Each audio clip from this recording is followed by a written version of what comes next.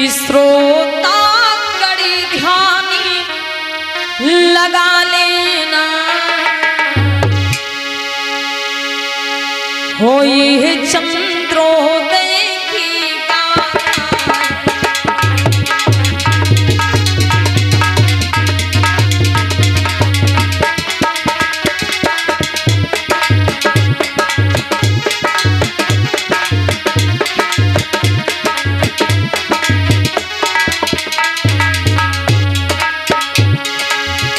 श्रोता कड़ी ध्यान लगा लेना, ये है चंद्रोदय की गाथा है। आज का प्रसंग सुनाते हैं, जो असितिया की मन गाथा है।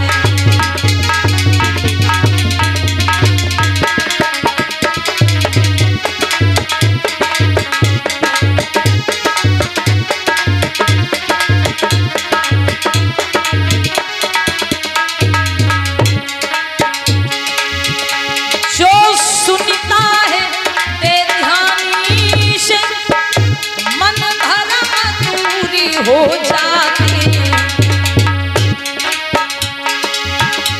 जो सुनता है बेध्यानी से, मन भरम दूरी हो जाती है। नारी में आता शील ज्ञान, बच्चों में सत्य बुरी छाप।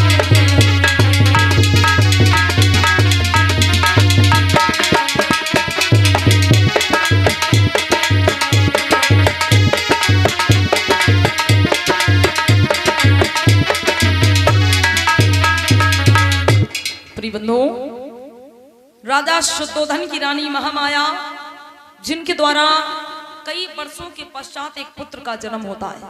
कई वर्षों के पश्चात रानी महामाया बूढ़ी होने लगी थी, वृद्धावस्था में पहुंचने लगी थी, तब जाकर के उनके द्वारा एक पुत्र का जन्म होता है।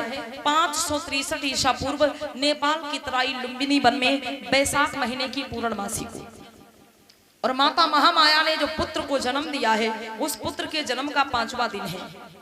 राजा शुद्धोधन के दरबार में दूर दूर से चल करके संत महात्मा ज्ञानी पुरुष आ रहे हैं। बड़े बड़े राजा महाराजा आ रहे हैं पुत्र को बधाई देने के लिए, राजा शुद्धोधन को बधाई देने के लिए। इधर राजा शुद्धोधन का दरबार लगा हुआ है, और किस प्रकार से महाराज शुद्धोधन अपने दरबार में उपस्थित होते हैं, राजमंत्री से बातचीत करते हैं। राजमंत्री दरबार में पहुंचकर दरबार की व्यवस्था को देखता है कि मंत्री चलो हर साई, ओ मंत्री चलो हर साई, नहीं पलकी देर लगाई। राजभवन में पहुंचो जाई, मंत्री बन हर साई।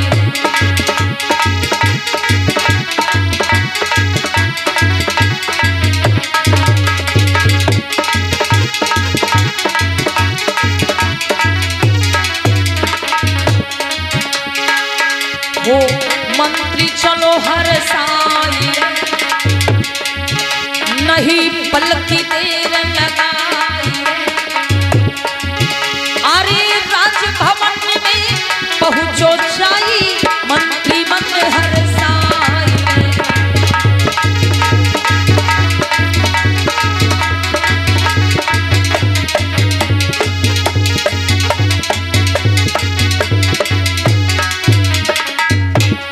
राज्यमंत्री जी, महाराज शुद्धोधन का आगमन होने वाला है राज दरबार में। हाँ, महाराज का आगमन हो वाला है राज दरबार में। आप देख ले, कोई कमी तो ना है राज दरबार में। इधर प्यारे बंधु, राजा शुद्धोधन अपने महल से अपने दरबार में पहुंचते हैं। किस प्रकार से कि दरबारी लगा महाराजा का, हो दरबारी लगा महाराजा का, बैठी सारी दरबारी।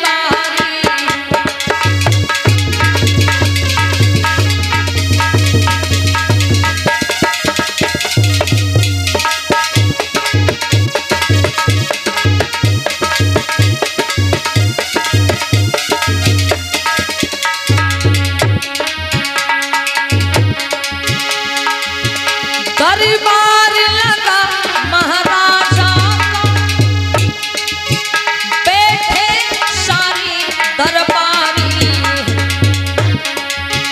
महाराज महल से चलते हैं ओ हाथों में लिए कटारी है।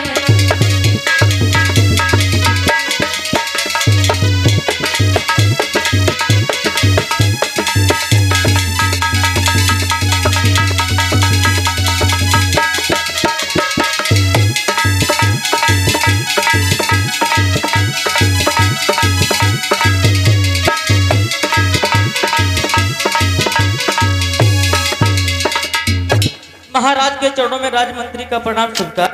जय और मंगल हो राजमंत्री जी, जय और मंगल। अरे राजमंत्री जी कहो महाराज। सुनाओ, हमारे राज्य कपिल वस्तु का क्या समाचार है? महाराज आपके राज का समाचार बहुत ही खुशहाल है महाराज। और महाराज इस कपिल वस्तु प्रजा बहुत ही खुशहाल है महाराज। और प्रजा सारी आपकी जय जयकार कर रही है महाराज। राजमंत्री जी जी महाराज।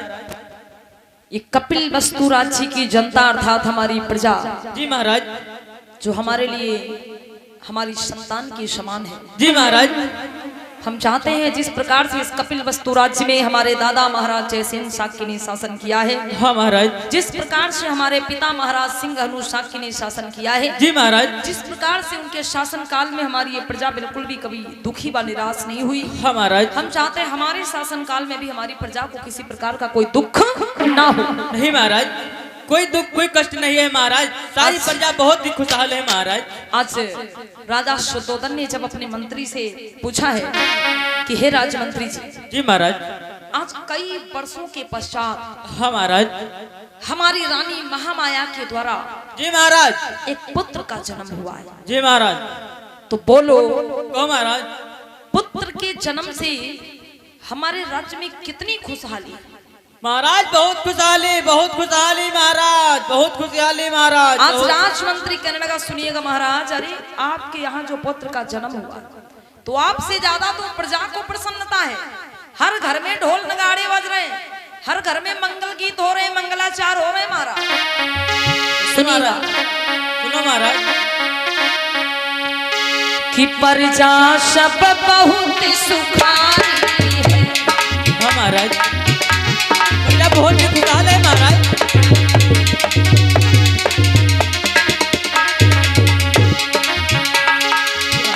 प्रजा सब बहुत सुखारी है, कर जय जयकार तुम्हारी है। हाँ महाराज, सारी प्रजा आपकी जय जयकार कर रही है महाराज। घर घर में ढोल नगाड़े बज रहे महाराज। प्रजा सब बहुत सुखारी, कर जय जयकार तुम्हारी है।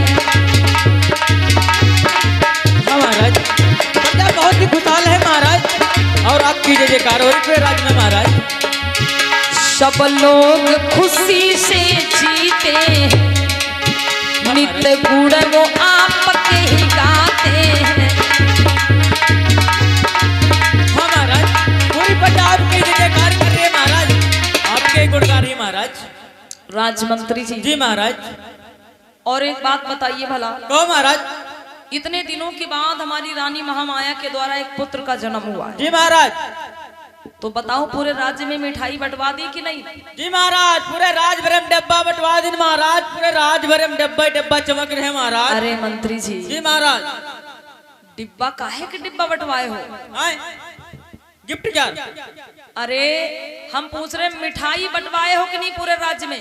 जी महाराज, पूरे राज भरे मिठाई बंटवा दी महाराज। कोई घर में 1-1 किलो, कोई घर में 250-250 ग्राम, कोई घर में 50-50 ग्राम। और जो ज्यादा खाए वाले रहा उनके घर में तनक क्यों नहीं। मंत्री जी, जी महाराज। ये बहुत ही खुशी का अवसर चल रहा है। जी महाराज। और दूर दूर से चल करके संत महात्मा राजा महाराजा लोग आ रहे हैं हमारे पुत्र के दर्शन के लिए। जी महाराज। जो भी सम्मानित अतिथि हमारे दरबार में आए, जी महाराज, हमारे महल में आए, हाँ महाराज, उसकी सेवा सम्मान में कोई कमी नहीं होनी चाहिए। नहीं महाराज, सेवा सम्मान लिए शक्कर का सरपत घुटवा धरवा दिन महाराज। आओ पेओ खाओ निकल लो। राजमंत्री जी महाराज। किसी भी प्रकार का जी महाराज। स्वागत सम्मान में किसी भी प्रकार की कोई कमी नहीं होनी चाहिए अतिथियों के। नहीं महाराज। आज प्यारे बंधु राजमंत्री से बातचीत कर रहे हैं महाराज शुद्धोधन। और इधर क्या होता है, हिमालय की तलहटी में एक ज्ञानी पुरुष रहा करते हैं जिनका नाम होता है असित मुनि। असित मुनि कैसे संत हैं?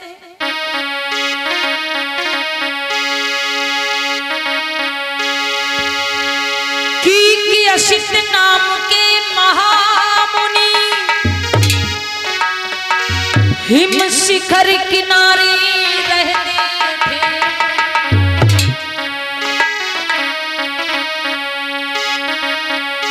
एक असित नाम के महामुनि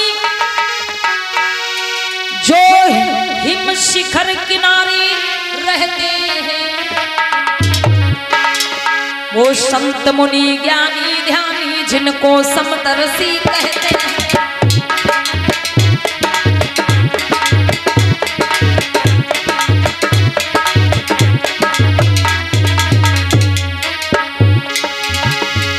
वो वसित नाम के महामुनि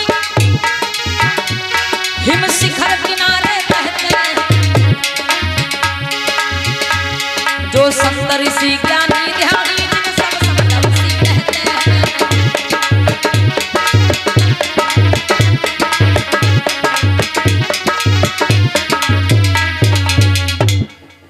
असित मुनि जो बहुत ही ज्ञानी विद्वान संत हैं और हिमालय की तलहटी में रहा करते हैं।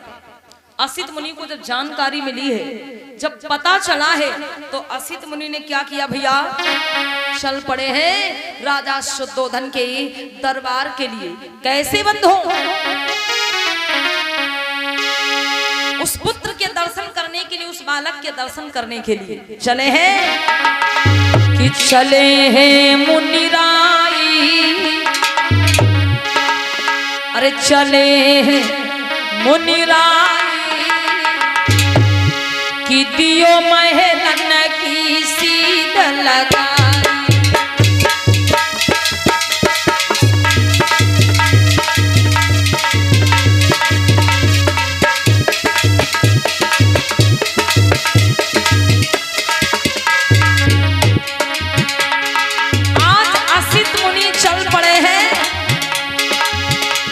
चले हैं मुनिराय होतियो महलन कई सीध लगाई। चले मुनिराय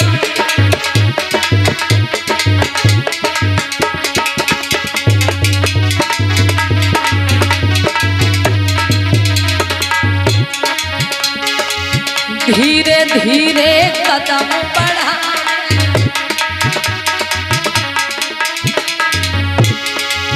धीरे धीरे कदम बढ़ा और आगे को बढ़ते ही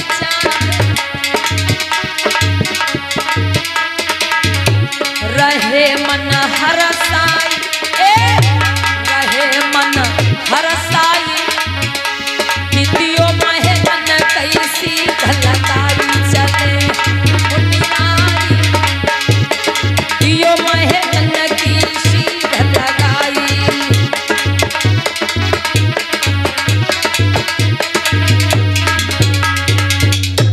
असित मुनि जी चलते चलते राजा शुद्धोधन के दरबार के निकट पहुंच गए और द्वार से ही आवाज लगाने लगे, अरे बेटा कोई है? कौन हो? सवेरे सवेरे आ गए हो? अरे बाबा। अरे बेटा। ओ बाबा। जय मंगल हो, जय मंगल हो। ठीक बाबा। अरे बेटा। हाँ बाबा। ऐसे क्या देख रहे हो हमको? देख क्या रहे हैं बाबा?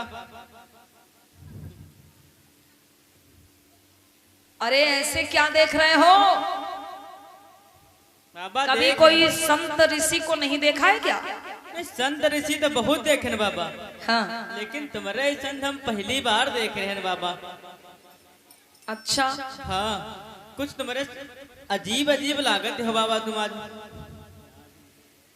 बेटा हाँ बाबा। देखो, हाँ, हमें महाराज सुद्धोधन से मिलना है। अच्छा अच्छा, महाराज से मिलना है। हाँ तो क्या बाबा, हाँ। तुम्हारी वही कहाँ है? स्लीपर न चप्पल? क्या बोल रहे हो? तुम्हारी बाबा चप्पल कहाँ है? तुम्हारे पाँव नहीं जरते का? बेटा हाँ, हम संत ऋषि ऐसे ही नंगे पैरों भ्रमण करते हैं। बस ऐसे नंगे पैर। हाँ। छाला वाला नहीं पड़ता हमारा, तनिक देर चल नहीं बाबा, हमारे छाला पर जावत पाए में। बेटा हाँ, हमें बातों में ना भ्रमित करो, हमें महाराज से मिलना है, महाराज के पास ले चलो। अच्छा ठीक है बाबा, थोड़ी देर रुको, महाराज से आदेश ले ही जाए। अरे तो जाओ जल्दी से। जा, ठीक जाओ ना बाबा, रुके रहो।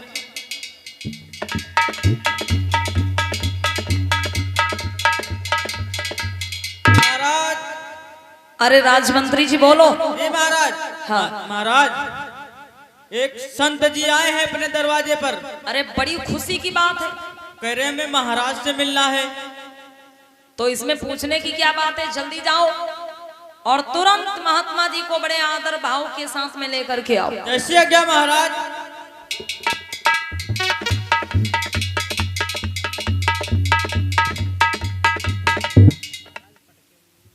बाबा, ओ बाबा। बोलो बेटा। बाबा, हाँ। यह पहले बताओ, अदरक क्या भाव का है? क्या पूछ रहे हो? अदरक क्या भाव का है? महाराज पूछ रहे हैं, जाओ संत से अदरक क्या भाव पूछियो का है। अरे बेटा ये कैसी बात कर रहे हो मुझसे? हम सही कह रहे हैं बाबा बात, महाराज क्या आदेश है यो? क्या कहा है महाराज ने? कह रहे हैं, जाओ संत जी से अदरक क्या भाव पूछिए आओ जाए का है। बेटा हाँ, हमें नहीं पता अदरक क्या भाव है। नहीं मालूम। अब हम कोई सब्जी बेचने वाले हैं कि जो हमें अदरक का भाव पता होगा? यह बात सही, हमें कहना हो सकत है नवाई चौराहा हो के आए हो, मालूम हो? नहीं हमें नहीं पता है। ठीक बाबा, ठीक ठीक जाए, फिर बताइए महाराज से नहीं मालूम है। अरे तो मुझे ले कब चलोगे महाराज के पास? चली बात लौट गई हैं आपके। जल्दी जाओ।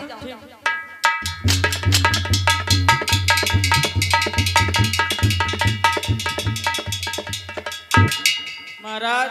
मंत्री जी। जी महाराज। लेकर के नहीं आए महात्मा जी को? लड़के कैसे आई महाराज? बाबा के अदरक क्या भाव ही नहीं पता। मंत्री जी क्या बोल रहे हो? अदरक क्या भाव नहीं मालूम है बाबा के यहाँ। ये किसने कहा था? मैं तो कह रहा हूँ। हमने कहा था? हाँ। क्या कहा था? कह रहा जाओ अदरक के भाव के साथ ले आओ जाए। हमने कहा था आदर भाव के साथ ले आओ। आदर भाव? आदर भाव, आदर भाव का मतलब नहीं समझते हो? अरे मान और सम्मान के साथ। जल्दी जाओ और संत जी को मान सम्मान के साथ दरबार में लेकर के आओ। ठीक महाराज, जा रहे हैं। आप विरामन।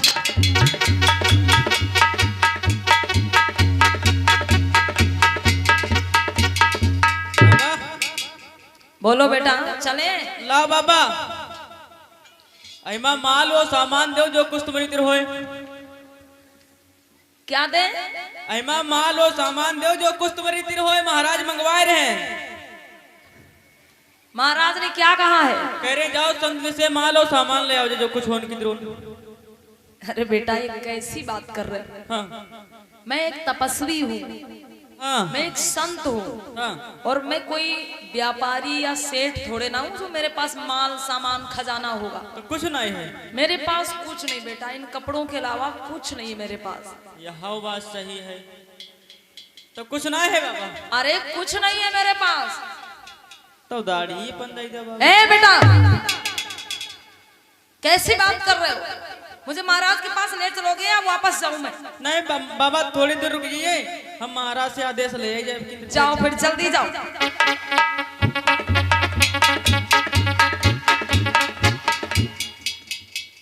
अरे मंत्री जी। जी महाराज। अब क्या है, लेकर के क्यों नहीं आए संत जी को? लड़का कैसे आई महाराज? ना संतति तेरा ना माल हुआ ना कुछ वैसा मान महाराज। ए मंत्री जी,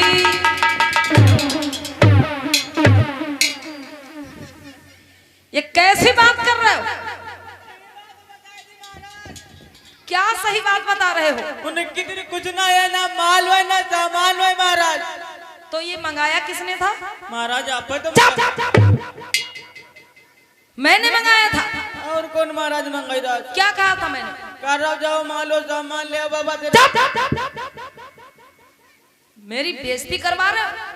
और मैं एक राजा हूँ, मैं दूसरों को माल सामान खजाना दान में दे देता हूँ। हाँ। और तुम बता रहे हो कि हम मंगवाए थे। और क्या महाराज? तो क्या महाराज मंगवाए रहो?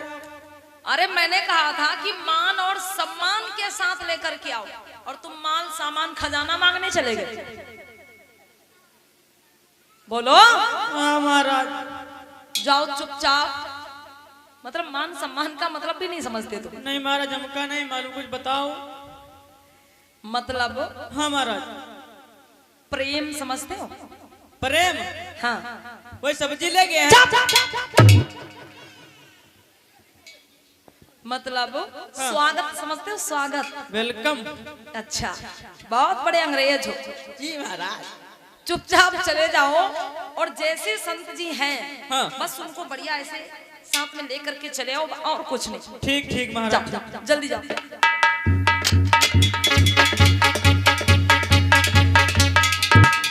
आओ बाबा आओ, जैसे वैसे आए बाबा। बोली तथागत बुद्ध की।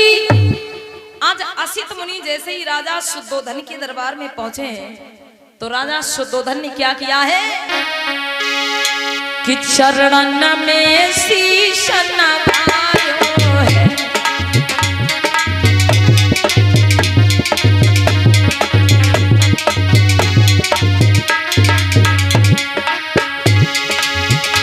आसन पर तुरंत बिठायो है।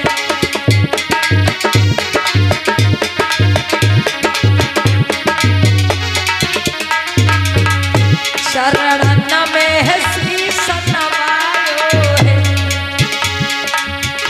आसन पर तुरंत बिठायो है।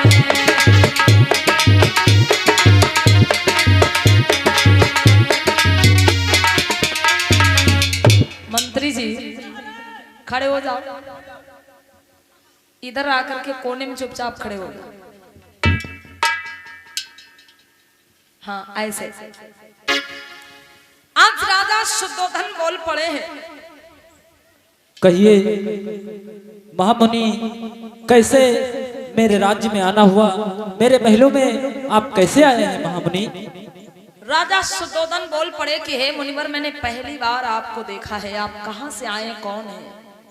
तो असित मुनि बोले, हे राजा शुद्धोधन, जानना चाहते हो मेरे बारे में? हाँ महामुनि। कि मैं कौन हूँ और कहां से आया हूँ, हाँ और क्यों आया हूँ? हाँ। अरे महाराज, मेरा नाम है असित मुनि, लोग मुझे असित मुनि के नाम से जानते हैं, और मैं हिमालय की तलहटी से चल के आया हूँ। और मैंने सुना है कि आपकी रानी महामाया के द्वारा एक पुत्र का जन्म हुआ। हाँ महामुनि, ये बात सत्य है। तो बस मैं उस पुत्र के दर्शन करने के लिए चला आया। अरे आप अपने पुत्र के दर्शन करा दें, मैं वापस लौट जाऊंगा। अरे महात्मा जी, हाँ। आपने आने में थोड़ी सी देर कर दी, क्योंकि मेरा पुत्र अभी सो रहा है। मैं अभी राज दरबार से, राजमहलों से राज दरबार में आया हूँ महामुनि। मेरा पुत्र सो रहा है, थोड़ी सी देर आपने कर दी। राजा शुद्धोधन बोले कि आपने आने में थोड़ी देर कर दी, क्योंकि इस समय मेरा पुत्र सो रहा है। असित मुनि ने जैसे इतनी बात सुनी, आसन से उठ खड़े हुए बोले, राजा शुद्धोधन, कहिए महामुनि। ये कैसी बात कर रहे हैं? अरे आपकी रानी महामाया के द्वारा जो पुत्र जन्मा है, वो कोई साधारण पुत्र नहीं है। ऐसी महान विभूतियां इस धरती पर जन्म लेती हैं, दूसरों को जगाने के लिए, खुद सोने के लिए नहीं। और ऐसी महान विभूतियां ज्यादा देर तक सोती भी नहीं रहती। जाओ महलों में जाकर के पता करो, आपका बालक जग रहा है। अरे राज्य मंत्री, ठीक है मुनिवर, आप आसन पर विराज। मंत्री जी जी महाराज। एक बात बताओ, कहो महाराज। जब बाहर से महात्मा जी को लेके आए थे कुछ बताया था उनको क्या? नहीं महाराज, हमने कुछ नहीं बाबा से बताया था, हम चुप्पे चाप ले है बाबा के चले आए, हम कुछ नहीं बता रहे। एक बात बताओ जी फिर महाराज। इनको ये कैसे पता कि मेरा बालक इस समय सो रहा है कि जाग रहा है? महाराज मैं कह रहा हूँ कि मेरा बेटा सो रहा है हाँ। और ये मुनिवर कह रहे हैं कि नहीं आपका बेटा जाग रहा है। महाराज हाँ यही बाबा बहुत नानी बाबा। इधर आ। हाँ, कौन से बाबा हैं? नानी बाबा आए देख के बता देते हैं तुरंत ही बाबा। नानी बाबा नहीं कहा जाता है, हाँ। ज्ञानी बाबा कहा हाँ, जाता हाँ, है। हाँ, ज्ञानी बाबा है, बहुत पहुंचू बाबा है, बहुत तुरंत देख के बता देते कौन का कह रहा है। अच्छा हाँ ठीक है, तो क्या करना चाहिए? मुनिवर को पुत्र के दर्शन करा देना चाहिए। हाँ महाराज, बाबा दर्शन करा दो पुत्र क्या है? करा दो दर्शन किसके दर्शन? बालक के। ठीक है, जाओ और तुरंत रानी महामाया को पुत्र के समेत दरबार में लेकर के। जैसे क्या महाराज। आज राजा शुद्धोधन ने अपने पुत्र को अपनी रानी समेत बुलवा लिया है। क्यों? क्योंकि असित मुनि उस पुत्र के दर्शन करने के लिए ही पधारे हैं राजा शुद्धोधन के दरबार में।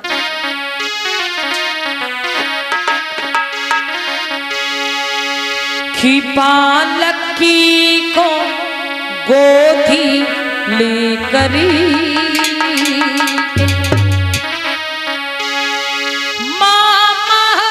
माया जियाती है।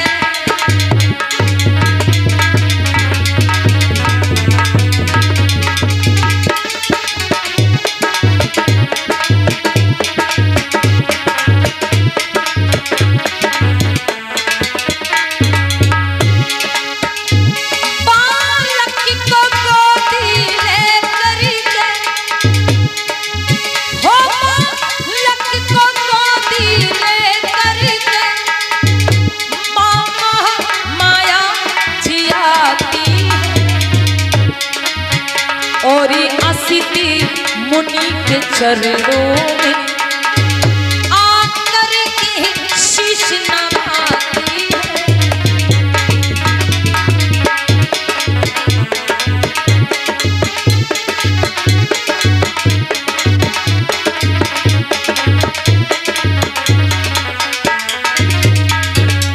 आज पुत्र को गोद में लेकर के रानी महामाया का आगमन हुआ।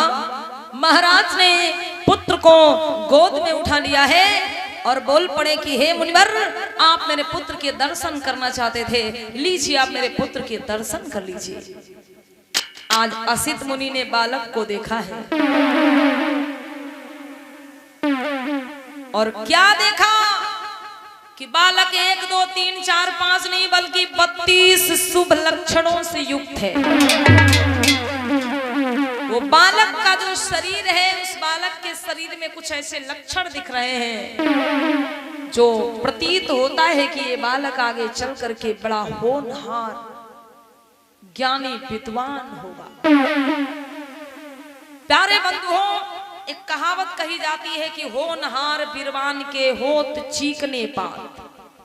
सिद्धार्थ गौतम का जब जन्म हुआ था तो जन्म से ही कुछ ऐसे लक्षण दिखाई दे रहे थे, जैसा कि हम लोग आज तथागत भगवान बुद्ध की फोटो तस्वीर देखते हैं जिसमें दिखाई देता कि उनके सर पे जूड़ा बंधा हुआ है। ये जूड़ा नहीं है, जन्म जब हुआ था तो जन्म से उनके सर पे मांस निकला हुआ था। उनका जो सर था उभरा हुआ सर था, ऐसा लगता था कि 2 सर, लेकिन उसको छापने वालों ने जूड़ा का आकार दे दिया। सिद्धार्थ गौतम के जो बाल थे बहुत ही लच्छेदार गुच्छेदार बाल थे। उनका मस्तक बहुत ही चौड़ा था, भौहें एकदम तलवार के अनुसार, पलके गाय की पलकों के समान लंबी, आंखों की पुतलियां काली नहीं बल्कि एकदम नीली, उनके कान बहुत ही ज्यादा लंबे और सिद्धार्थ गौतम के मुख में 32 नहीं बल्कि 40 दांत थे और जन्म से ही पूरे दांत निकले हुए थे। उनके हाथ इतने लंबे थे कि वो जब खड़े होते थे तो बिना झुके अपने घुटनों को सहला लेते थे, उन्हें झुकना नहीं पड़ता था, एकदम सीधे खड़े होकर के अपने घुटनों को थपथपा लेते थे, इतने लंबे उनके हाथ थे। हाथों की पैरों की जो उंगलियां होती हैं, उंगलियों को जो ये पंजे होते हैं, ये बतख के पंजों के अनुसार झिल्ली नुमा पंजे थे। उनके जो तलवे थे एकदम बराबर, एकदम समतल। हम आप कहीं पे पैर रखते हैं तो आगे का पैर छप जाता है, पीछे का छप जाता है, बीच में खाली रह जाता है। लेकिन सिद्धार्थ गौतम के जो तलवे थे एकदम बराबर समतल, जहां भी वो पैर रख देते पूरा पैर छप जाता था। और सिद्धार्थ गौतम का जो शरीर था, कह सकते हैं कि एक प्रकार से इतना चिकना शरीर था कि उनके शरीर पे मिट्टी गिर जाए या बालू गिर जाए तो अपने आप सड़क के नीचे आ जाती थी। कुछ ऐसे विचित्र लक्षण सिद्धार्थ गौतम अर्थात बालक के शरीर में देखा है किसने? असित मुनि ने। और जैसे ही असित मुनि ने बालक के शरीर में लक्षण देखे हैं, आज असित मुनि को प्रतीत हुआ, असित मुनि का अंतर्मन बोल उठा कि ये बालक जरूर ही आगे चल करके कुछ ना कुछ तो बनेगा। आज असित मुनि जोर जोर से हंसने लगे मेरे भैया कि मुनि बहुत खुशी हो जाए।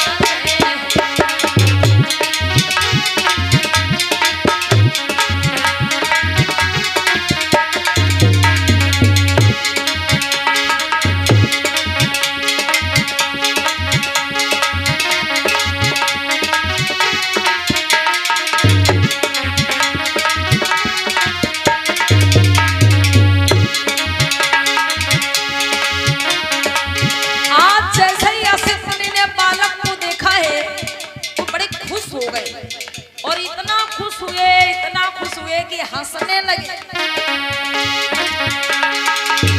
मुनि बहुत खुशी हो जाते।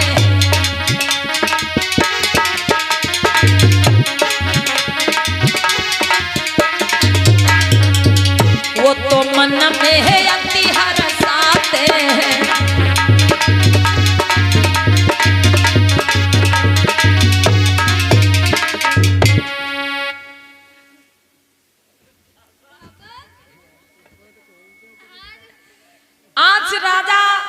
शुद्धोधन ने जब मुनिवर को हंसते हुए देखा तो बोल पड़े, मंत्री जी। जी महाराज। अरे हमें तो बहुत प्रसन्नता हो रही है। हाँ महाराज। ये मुनिवर देखो मेरे बेटा को देख के कितना खुश हो रहे हैं। हाँ महाराज, देखो बाबा कहीं लुपुर लुपुर किसे खा रहे बाबा। मुनिवर कितना प्रसन्न हो रहे हैं हमारे बेटा को देखकर। बहुत प्रसन्न है, बहुत प्रसन्न है। देख ले बाबा के रुक नहीं रहे दीवारे बाबा। अरे हाँ मंत्री जी। जी महाराज। हमारा जो पुत्र है ना, हाँ, हमें तो ऐसा लग रहा है कि बड़ा सौभाग्यशाली होगा। और क्या महाराज, आप करे बालक करे 200 साली हो जाए। मैं क्या कह रहा हूँ, तुम क्या कह रहे हो? क्या कह रहे हो बोलो? साली बता रहे।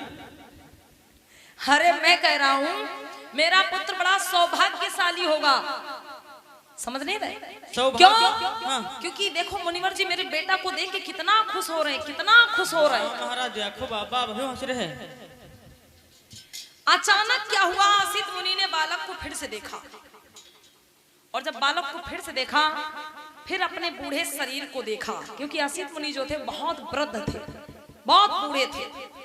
असित मुनि ने पुनः बालक को देखा, फिर अपने बूढ़े शरीर को देखा, और जब फिर अपने बूढ़े शरीर को देखा, बालक को देखा, तो वो चुपचाप आसन पे बैठ गए। आसन पे चुपचाप बैठ गए, कुछ नहीं बोले, सर झुका लिया, दुखी हो गए। राजा शुद्धोधन सोच में पड़ गए। अरे मंत्री जी। जी महाराज। ये क्या? मुनिवर अभी तो खुश हो रहे थे। हाँ महाराज। ऐसा करो, जाओ रानी महामाया को महलों तक भेज के आओ। महाराज।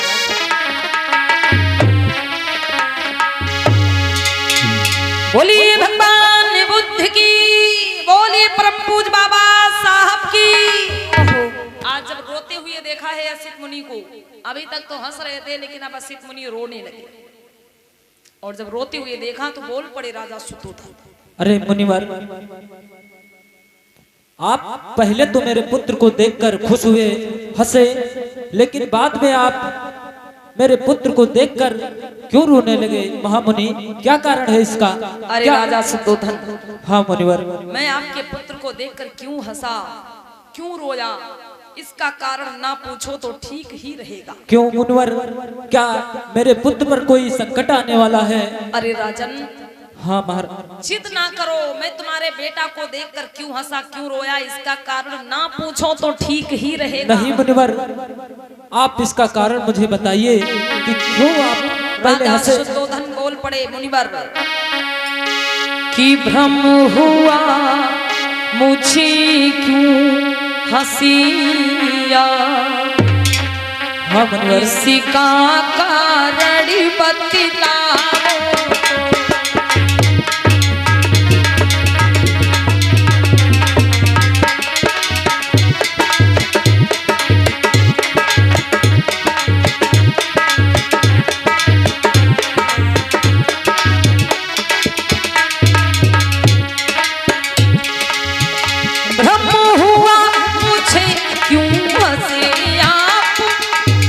इसका कारण बतलाओ,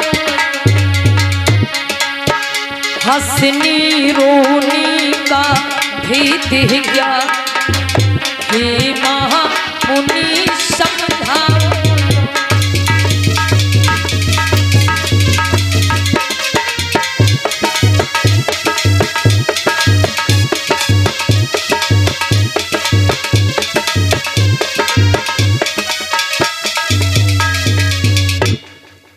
असित मुनि बोल पड़े कि राजा शुद्धोधन, हाँ मुनिवर। मैं तुम्हारे बेटा को देख करके क्यों हंसा क्यों रोया जानना चाहते हो? हाँ मुनिवर। तो सुनो मैं बता रहा हूं। कहो मुनिवर। हे राजन, आपके पुत्र को जब मैंने देखा, आप लोग बड़ी ध्यान से सुनेंगे कि असित मुनि पुत्र को देख करके क्यों हंसे और क्यों रोए। असित मुनि बोले, हे राजन, हाँ मुनिवर। जब मैंने आपके पुत्र को देखा तो मुझे लगा कि आपका जो ये पुत्र है ये 32 शुभ लक्षणों से युक्त है। और सुनो, मेरा अंतर्मन कह रहा है, मेरा आंतरिक अनुमान कह रहा है कि आपका जो ये पुत्र है ना, कि ये पुत्र आपका है राजन, वो चक्रवर्ती भूपन कहाएगा। अगर आपका पुत्र महलों में रहेगा तो बहुत बड़ा राजा बनेगा, ये मेरा अंतर्मन कह रहा है। अरे मुनिवर, जब मैं राजा हूँ तो मेरा बेटा भी तो राजा बनेगा, इसमें हंसने और रोने की क्या बात है मुनिवर? राजा शुद्धोधन बोल पड़े कि मुनिवर आप तो बेकार में चिंता कर रहे। अरे जब मैं राजा हूँ तो मेरा बेटा भी राजा ही बनेगा ना, इसमें हंसने रोने की बात कहां से आ गई? क्योंकि बंधुओं सन 1950 के पहले की व्यवस्था थी कि राजा के घर में राजा पैदा होता और नौकर के घर में नौकर, राजा का बेटा राजा होता और नौकर का बेटा नौकर, ऐसी व्यवस्था थी। रानी के पेट से जन्मा बालक ही राजा बनता था। लेकिन धन्य बाबा साहब अंबेडकर जिन्होंने ऐसी व्यवस्था इस देश में लागू कराई कि आज रानी के पेट से जन्मा बालक नहीं बल्कि आप लोगों की ओट से व्यक्ति राजा बनता है। तो राजा शुद्धोधन ने जब मुनिवर की बात सुनी कि मुनिवर कह रहे हैं कि मेरा बेटा अगर महलों में रहेगा तो बहुत बड़ा राजा बनेगा, तो राजा शुद्धोधन बोले फिर इसमें हंसने ही रोने की बात कहां से आ गई भाई? जब मैं राजा हूं तो मेरा बेटा भी राजा बन जाएगा, इसमें हंसने रोने की बात क्या है? असित मुनि बोले कि हे राजा शुद्धोधन, हाँ मुनिवर। मेरी बात अभी पूरी नहीं हुई है, मैं कहना क्या चाहता हूं पहले ये समझो। ये पुत्री आपका है राजन, और चक्रवर्ती भूपन कहाएगा। यदि भूपन नहीं बन पाया तो बैरागी ये हो जाएगा।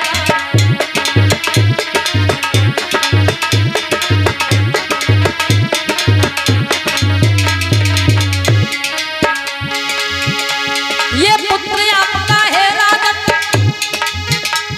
ये पुत्र आपका है राजन, चक्रवर्ती भूपन कहाएगा।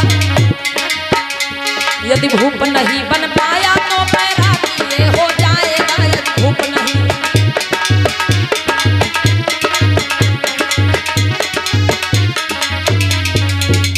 हे राजा शुद्धोधन, मेरा अंतर मन कह रहा है, मेरा आंतरिक अनुमान कह रहा है, आपका बेटा अगर महलों में रहेगा तो बहुत बड़ा राजा बनेगा, और किसी कारण से अगर ये महलों को छोड़ के चला गया तो सन्यासी बैरागी होकर के बुद्ध बनेगा। और जहां तक मेरा आंतरिक अनुमान कह रहा है, मेरा अंतर मन कह रहा है कि आपका बालक आगे चल करके बुद्ध ही बनेगा। हे मुनिवर, ये आप क्या कह रहे हैं मुनिवर? मेरा पुत्र बैरागी हो जाएगा? नहीं मुनिवर, कह दीजिए कि ये झूठ है मुनिवर, ऐसा नहीं हो सकता मुनिवर। अगर मेरा पुत्र बैरागी हो जाएगा तो इस प्रजा की देखभाल कौन करेगा मुनिवर? मेरे बाद इस राज्य का राजा कौन बनेगा मुनिवर? आज राजा शुद्धोधन को चिंता हो गई, भाई कोई पिता नहीं चाहेगा कि उसकी संतान, उसका बेटा सन्यासी हो जाए, बैरागी हो जाए। तो राजा शुद्धोधन बोले मुनिवर कह दीजिए ये झूठ है। अगर मेरा बेटा सन्यासी हो जाएगा, बैरागी हो जाएगा, तो मेरे बाद फिर इस मेरे राज्य की देखभाल कौन करेगा? मेरे बाद फिर इस राज्य का अगला राजा कौन बनेगा?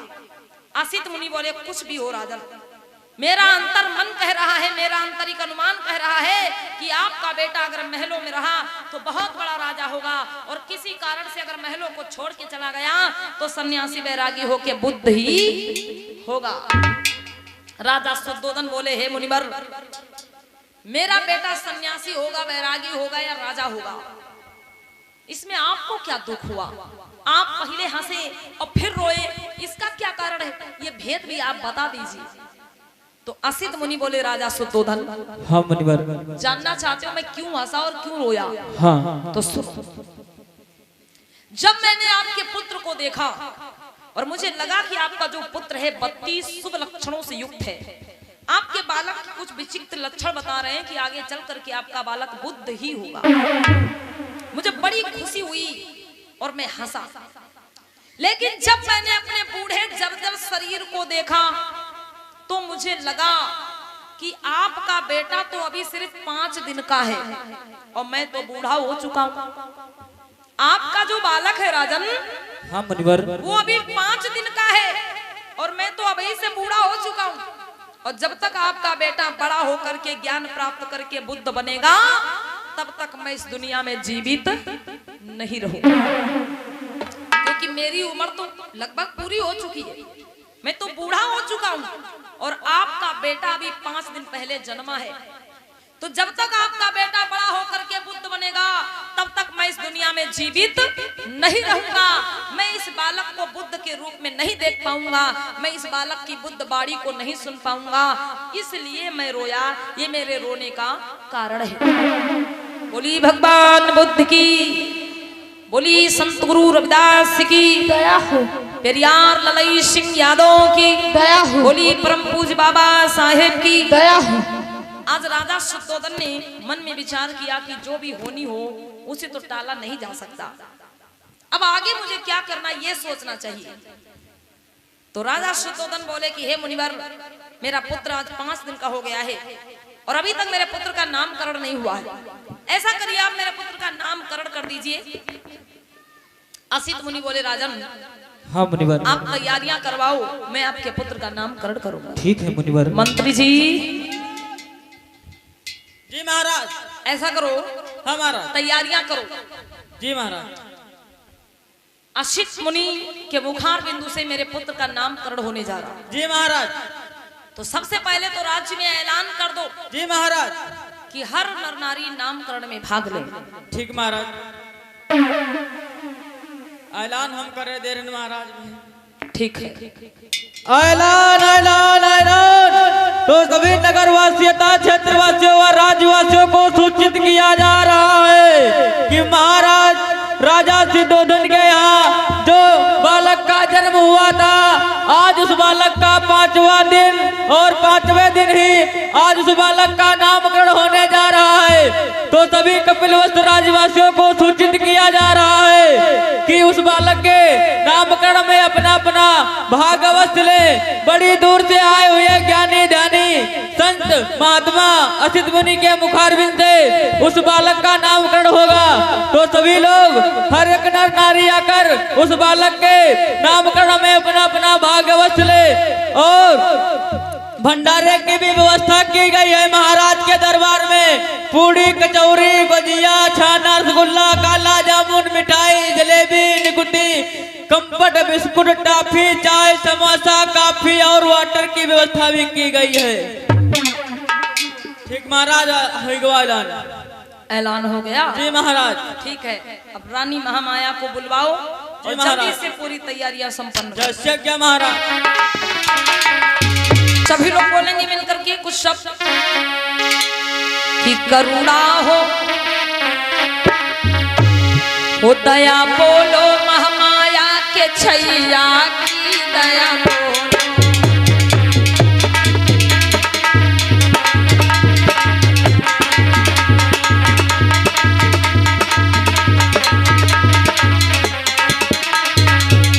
मंत्री जी जल्दी से तैयारियां करो। दया बोलो महामाया के छैया की दया बोलो महामाया के छैया की दया बोलो।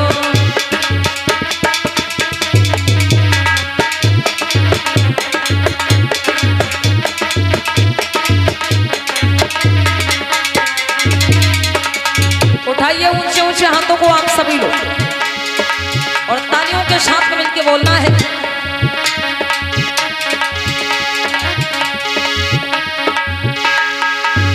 दया बोलो, उठाओ ऊंचे ऊंचे हाथ बताओ बहनों। दया बोलो महामाया के छैया की दया बोलो। दया बोलो महामाया के छैया की दया बोलो।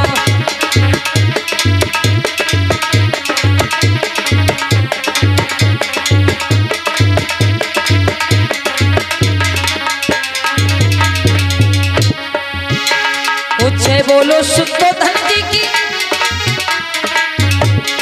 जय बोलो शुद्धोधन जी की, महामाया राहुल जी की, जय बोलो शुद्धोधन जी की।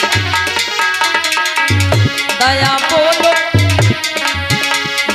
बोलो महामाया के छैया की दया बोलो। दया बोलो महामाया के छैया की दया बोलो। दया बोलो महामाया के छैया की दया। बोली तथागत बुद्ध की।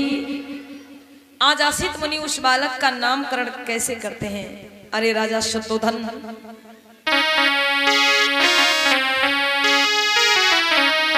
हाँ मुनिवर, सुनिएगा। कहो मुनिवर। कि ये पुत्र फूका हीरा होई की ज्ञानी पुरुष कहाएगा।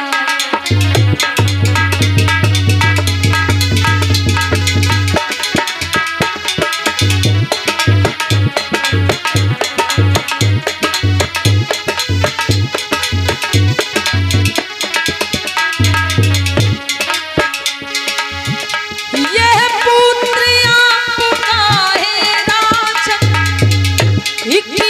ज्ञानी पुरुष कहाएगा। ज्ञान का दीप जलाएगा और अंधकार को मिटाएगा।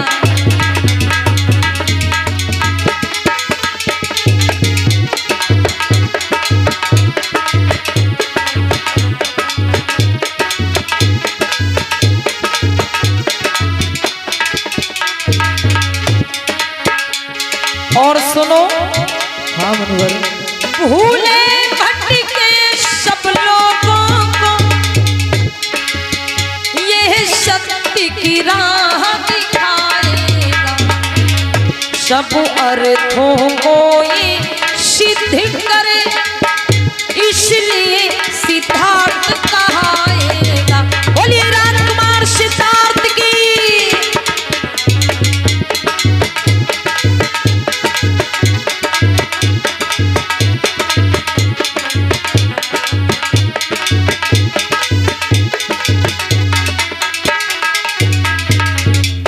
भूले भटके सब लोगों को ये शक्ति की राह दिखाएगा और सब अर्थों को ये सिद्ध करे, इसलिए सिद्धार्थ कहाएगा। बोलिए सिद्धार्थ गौतम की। आज राजा शुद्धोधन बड़े प्रसन्न हुए, बोले हे मुनिवर, आपने मेरे पुत्र को इतना सुंदर नाम दिया। असित मुनि बोले हाँ राजन, आज से आप व आपके राज्य के लोग इस बालक को सिद्धार्थ गौतम के नाम से जानेंगे। आज राजा शुद्धोधन रानी महामाया बहुत प्रसन्न हुए अपने पुत्र का इतना सुंदर नाम पा करके। माताओं बहनों, सिद्धार्थ गौतम का नामकरण कौन से दिन हुआ? जन्म के 5वें दिन। कौन से दिन? जन्म के 5वें दिन। जन्म के 5वें दिन कुमार सिद्धार्थ गौतम का नामकरण हुआ, उनका नाम सिद्धार्थ गौतम रखा गया। आज राजा शुद्धोधन व रानी महामाया खुशियों से फूले नहीं समाते हैं। ठीक है राजमंत्री जी, जाओ मुनिवर को सम्मान सहित दरबार के बाहर तक भेज कर जी महाराज, ठीक महाराज। जय और